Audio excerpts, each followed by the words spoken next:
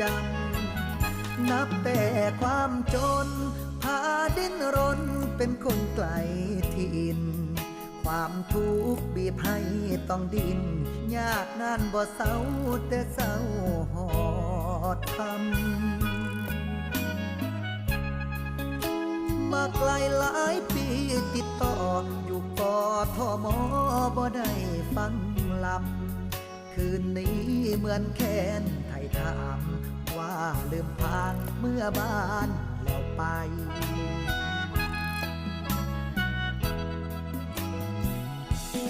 แม่นผู้ใดเป็นคนเป่าแค้นกะตาแต่คนลอยฟังมันช่างมีแห่งใจลาคนอยู่แมนฉันยังเป่าแคนหวานซ้ำบ่ยานอาย